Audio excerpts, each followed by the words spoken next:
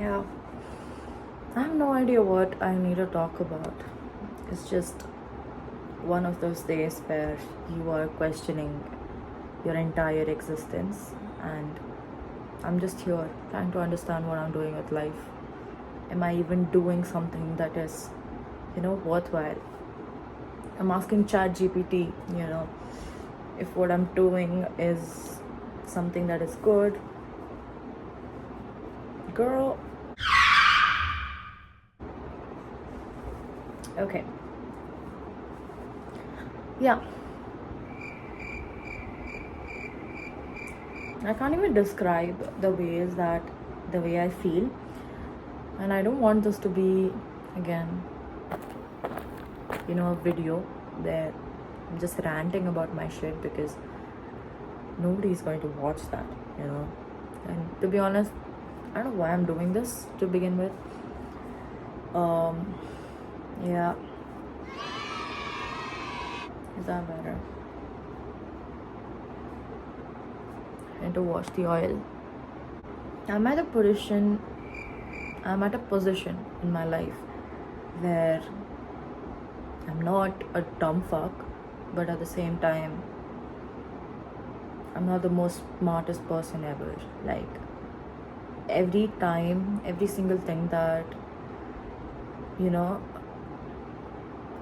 that I come across makes me feel like, okay, this is comprehensible to me, but at the same time, I just don't know anything. I don't know what I'm doing in my entire life.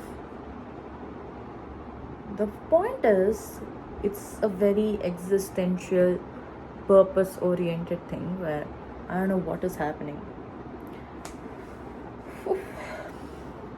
Yeah, to be honest, I didn't come here with any particular topic.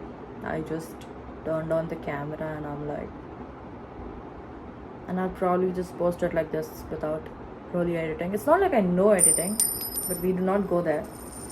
We do not talk about it. Yeah.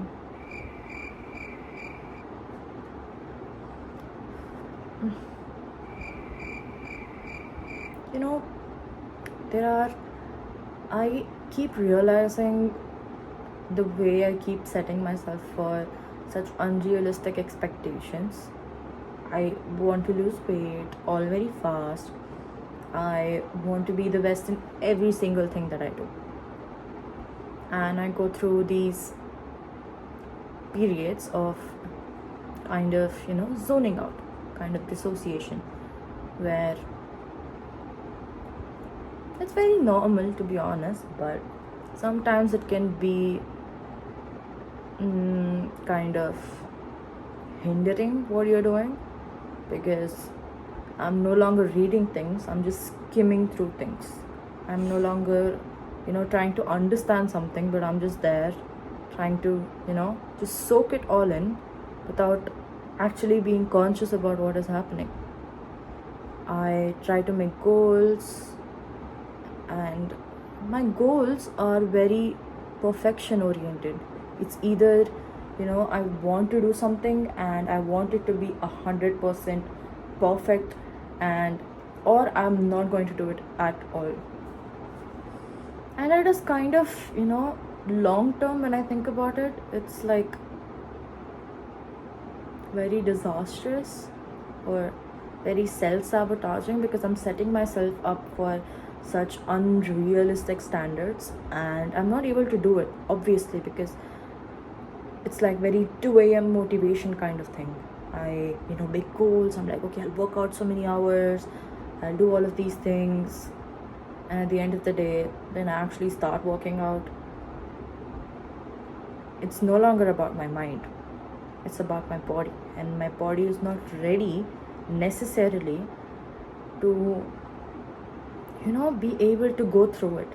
And then a lot of people talk about, how if you are mentally strong, you can do things, you can, move your body. But sure, if you're mentally strong enough, you can actually push yourself to do something with your body.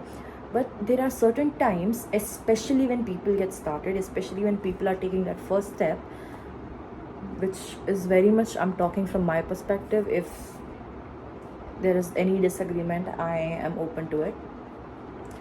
But yeah, it is more like when you're taking that particular first step, it is very crucial. It kind of, almost fucks you up from inside, because you are aiming for things, because you're not aiming it in terms of the time that you have right now.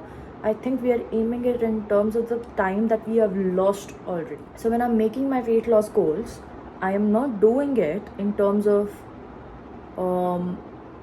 you know when I'm making my weight loss goals, I'm not doing it considering the fact that, okay, now is what, June, and from June to December I have so many months. June, July, August, September, 6 months. Okay, 6 months.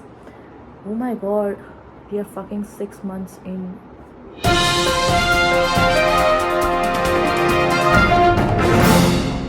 Anyway, but yeah, 6 months. Girl, do I care? I don't care. Anyway, yeah, I have 6 months left. So all of my decisions and all of my goals should be made based on the 6 month period that I have. Am I sitting in the center? Yep, okay. So it should be based on the 6 months that are upcoming. But all of our decisions, all of my decisions, let me talk in my perspective, because I think relatability does not need for me to keep saying that we, or maybe I do, I don't know. Anyway, so what I'm trying to say is that the lost time, the time that I've already lost, I have lost years at this point. I have lost the 6 months of 2025 itself. So something that is close to me, which is 2025, I've lost already 6 months trying to make these goals, trying to set myself up for these, unrealistic expectations. And I also lost a lot of years. I think a lot of people will agree that in COVID, either it was their downfall, where they had to go through some really bad times, where they not in the best position they were ever in, or they spent a lot of time in terms of, self-help, and it was a good time in their life.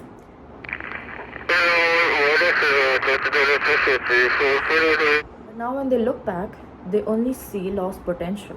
They only see the time that they missed out on. They no longer see it as, okay, I enjoyed it, or because me, I was 15 years old in 2020. So right now I'm 20 years old. What the fuck?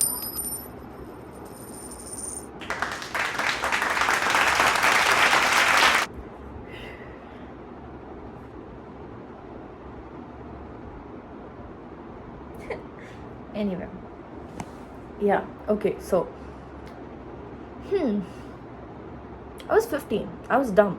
I didn't know anything. And for me to judge my actions based on the information that I have, based on the experiences that I have, based on the type of intellect I have right now, is not going to be fair for the 15-year-old. I think the 15-year-old was under injuries. The 15-year-old was under immense pressure that even she could not understand. And I think they did a good job. I think she did a really, really good job. I think you did a really, really good job. And I think we are very much into the struggle of past or present, past or future, that we don't talk about present. Either we are living under constant worries about how I fucked up in the past, and I do not want to do the same thing in the future. And we are no longer thinking about where I am right now. Like, I'm right here. Like, I'm literally talking to the camera. I'm right here. My body is here. My mouth is moving when I'm talking, when I'm yapping to my phone. Yeah. what was I saying? Ignore things that really matter. And I know I've seen a lot of self-help, a lot of self-help videos. I've seen a lot of philosophical videos. I am just a second. I'm reading Metamorphosis. I think read half of it. I read half of it and I kind of lost track, because the first time when I was reading, it was very much like, what is even happening? Like, this guy, one guy is there. One guy. Okay, one guy. He wakes up, he's no longer a guy. And I'm trying to understand if he became this cockroach. I mean, he's a bug or whatever that is. It says, let me give you the exact word of what it says.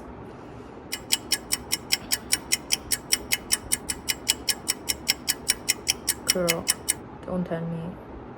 Oh, I read decent amount. He found himself transformed in his bed into a horrible vermine. Yeah. So see, the first time that I was trying to read it, I spent so much time trying to understand if it's like metaphorical or if it's, something that actually happened, because again, it just goes towards the way of fiction. And I realized it's Kafka. Franz Kafka. And yeah, he wouldn't write enemies to lovers. But yes, and I'm kind of interested in knowing what happens. Yeah, so that's why I'm starting it again. So I started to read Metamorphosis again. So what does metamorphosis mean? Okay, I heard this term. I think most of us have heard this term in geography when we're talking about the rocks and how it changes shapes because of the immense pressures, because of, if it's under a waterfall. Who would have thought? Water pressure, rock change, or water equal to Wi-Fi. I don't know how it came, but yeah, you've seen those reels, you know what I mean. But yeah, that's what metamorphosis means. It's like changing, and it doesn't necessarily mean changing completely. It is more of like changing the form that you're in. You're internally the same person. You will still be a rock. You will still be a rock from internally. You will not change into water. You will not change into grass. It will not happen because it's not possible. But at the end of the day, it's still a rock. It's still a rock particle that is there. So no matter how much atomically you go, how much precisely you go into the, you know what I mean, how much precision that you go into, how much smallest part of it that you take, it's still a part of the whole. So it's still going to be a rock. So understanding that the change is not about changing myself, it is more about changing the other things around me. We always, a lot of things, even in terms of my experiences, when I'm talking about my experiences and all that, first I used to like really hate myself. I used to be like, why is this happening? And why the older version of me, or me in the past, did not think about this or do this, or chose one option over the other. Maybe something bad happened and I reacted to it a certain way. So maybe I had the intellect at that period of time to react in a different way. So I can't blame myself that, okay, you didn't know better. Maybe you knew better. But at every single point of time, you react a certain way because of not just one cause and effect. So that cause consists of an aggregate of things that you cannot even fathom. There are so many things in those things that you cannot even understand. Those subtle little things, the things that make you feel good, make you feel comfortable, make you feel uncomfortable. There are million different things that we cannot even pinpoint. So we always tend to do this because we are only looking at the holistic picture. This is where looking at the holistic picture can be detrimental, because now we are not going into the specifics. Now we are not seeing that, okay, this led to this, this led to this. We're not seeing the specificity of what exactly happened. So we tend to blame ourselves that, okay, you knew what was right, you knew what could have been done, you knew what was the right option to be taken, but you still choose something else. And then we go on to resent. That's what I did all of the times. All of the issues that I have, all the things that I discovered about myself in therapy, all of those things, it is more about me blaming myself, me telling that I'm not worth it, or you're such a dumb person, you could have been better, you could have reacted better, you could have put me in such a better position. One thing that you literally are a person who has gone through these situations. So if I had chosen anything different in that particular point of time, I wouldn't have been here. I am changing who I am right now because I wanted to do something else in the past. I have this information, I have this regret, I have this thought process, I have this perspective only because of the type of experience that I've gone through. So that is one thing. The second thing is, that is the best you could have done. That's okay. Maybe you fucked up big time, maybe you could have done something different. But first thing, in the second thing, first thing, you can't control what happened before. You can control how you view it right now. And not everything is meant to be seen in an optimistic light. Maybe sometimes the pessimistic light is supposed to be seen. There is always the requirement of dark to notice light. So take it in whatever way that is happening, but make sure at the end of the day it is helping you realize what it is. I think I've yapped too much in terms of what I was trying to say. At the end of the day, what I meant was, I started doing this one thing where I stopped resenting myself. I stopped, telling myself that this is your issue, or, blaming myself that why did I do this? Why is this my coping mechanism? Why did I choose this over this? Why did I, anything, whatever I've done, why did I do it? I think I will say this, that I'm genuinely proud of myself. I'm proud of my younger self who did what decision had to be made, who got through the situation in any way possible, who, did the best she could have done. And because I cannot change it, all I'll do is have compassion for myself. I think we started from somewhere, it came from compassion. But yeah, dialectical behavioral therapy, it's a kind of, I'm pretty sure a lot of people have heard about CBT, which is cognitive behavioral therapy. It's about cognitive restructuring, taking one thing, replacing it with a better thing, and using that thing as something to move forward. But dialectical behavioral therapy, it talks about a dialect. It talks about two different things, which is majorly about, one thing is acceptance and one thing is change. So one thing is talking about not just saying that I will accept myself the way I am. It is not about, okay, right now I weigh so much and I'm a fat person, and I'm not accepting and I'm just shutting up about it. I'm not like, okay, I'm a fat person and I'm proud that I'm a fat person and I'm happy that I'm a fat person. That is not what I mean. Okay, I acknowledge the fact that I'm fat.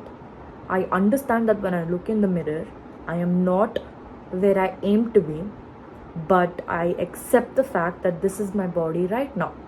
I cannot change my body in a single day, a single second. Any of those videos that I used to binge on as a teenager of watching how to lose weight in like 2 days or whatever that is, I get this rage because the teenage me really wanted to change myself in such ways. And yeah. Whew. The second thing is the change. So I accept that I'm this way, but what can I do from now on to better myself? What can I do from now on? Change the minute things. It doesn't have to be too much.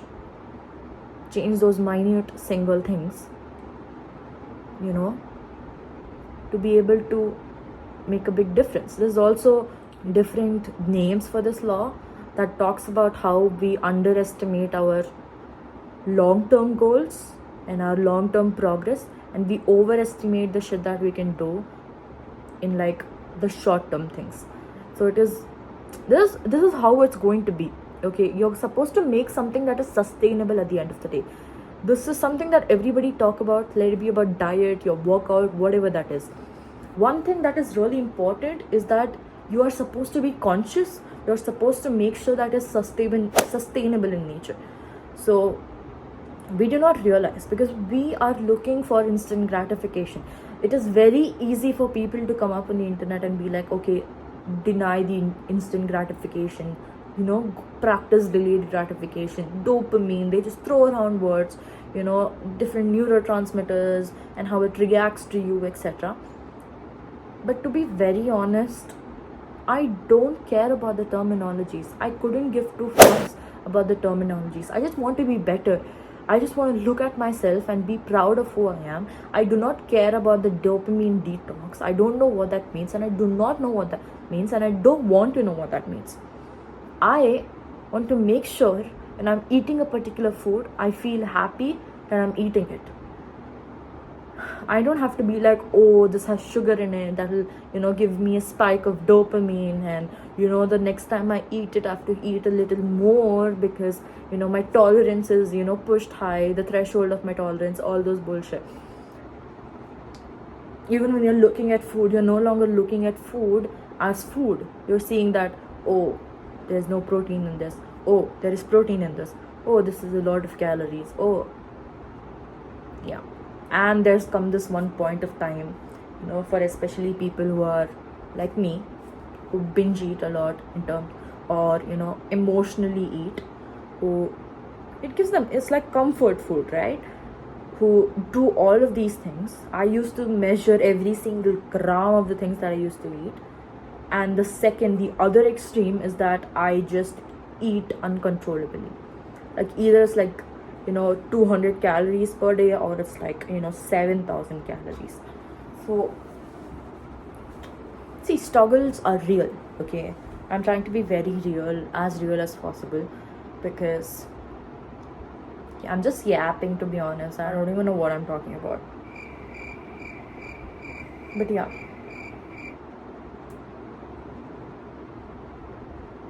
My back hurts. Oh.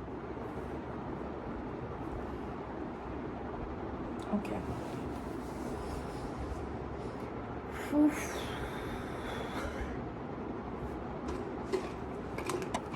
I don't know what else I can do, to be honest. I really don't know.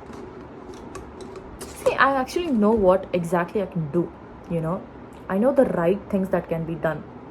Is it focusing?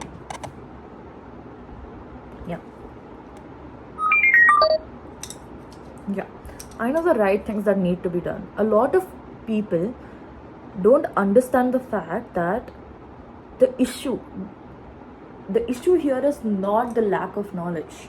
The issue here is not the fact that I do not know what to do. There are some people who do not know what to do, and they will work just fine by trying to build awareness, trying to understand what is happening with them, trying to see where the issues lie and how to overcome it.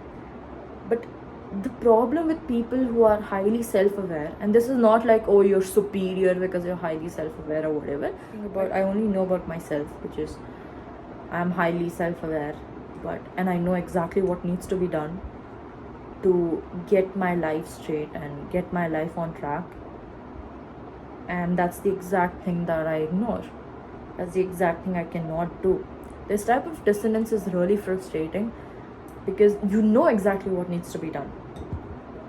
And that's when we try to understand that the cause of issue, the root of the issue, is not lack of knowledge. It's not that I don't know what needs to be fucking done. Everything that I look on the internet makes sense. I look at self-help videos, I look at, those morning routines, those things that, okay, start early, finish a lot of things early in the morning, so you have a lot of, buffer time, some shit like that. But I understand every single thing. I get the logic. At the end of the day, I understand the logic that people are trying to bring, but I don't know what to do. And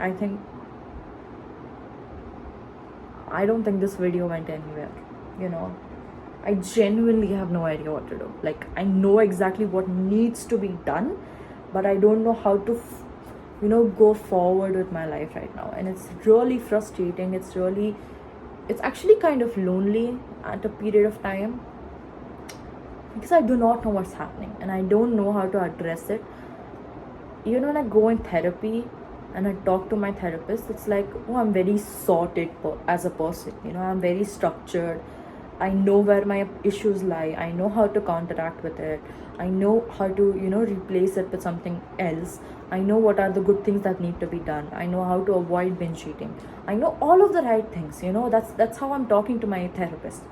But at the end of the day, I'm not able to understand the root cause of what actually is making me stop. What is actually holding me back. And it's such a, logically I understand. I can write down hundreds of answers as to what is holding me back, but at the end of the day, I do not understand. At the end of the day, it is such a vulnerable feeling. It's such a feeling that I cannot in words describe to anybody else. I don't feel like I'm living my life anymore. I'm very much in like autopilot, just going through it. I'm literally getting through the day just to sleep, go to a new day, to get through that day. And I thought this was only because of my college stress or whatever, but it's my holidays right now, and I realized that this is how it's going even during my holidays. So it has nothing necessarily to do with the place that I'm in. It's about how I am content with what I have, and it has nothing to do with like privilege. I'm really happy, and I'm not taking my privilege for granted. The fact that I'm able to sit in front of a camera, talk to the camera, is a privilege. The fact that I have a fan that is disturbing you guys the whole video is a privilege, and I'm not looking down on it. It's more of like, I forgot my point. But yeah, I don't know what to do. I really don't know what to do. I'm not going to be like, I don't have the resources. I have everything. I have resources. I know exactly what to do. I think I'm repeating at this point because I don't know how to go ahead with this. Does anybody have an answer to this? Does anybody have an answer to this? Because I don't know. I really do not know. If I say this to ChatGPT, he would probably be like, that's okay, you do not know. It's normal. You don't have to know always everything, which is understandable. Again, I understand the logic. Understanding the logic here is not the issue. The issue here is I don't know how to go forward with it. But yeah, I was talking about how I felt that, okay, just because I'm in college for like 8 hours doing absolutely nothing, maybe that is the issue. That's why I'm trying to get through the day, come back home, really tired. I go to bed, and again in the morning I have to start, get ready, go to the same college and do the same thing. But it's happening, the same thing is happening even right now. It's not like I'm doing anything different. Right now, the way I'm living is not desirable at all. It doesn't feel like I'm living. I don't want to look at shows. I don't feel like reading books. I don't feel like doing anything. I know the exact things that I need to do for me to be better. for me to, looks maxing myself, not to be the Sigma Giga chat, to be the better version of myself, but I'm not doing it. I think I can just conclude by saying that I do not know. And if I ever find an answer, I'll let you guys know. You'll be the first one who I'll say it. So, yeah, I don't know.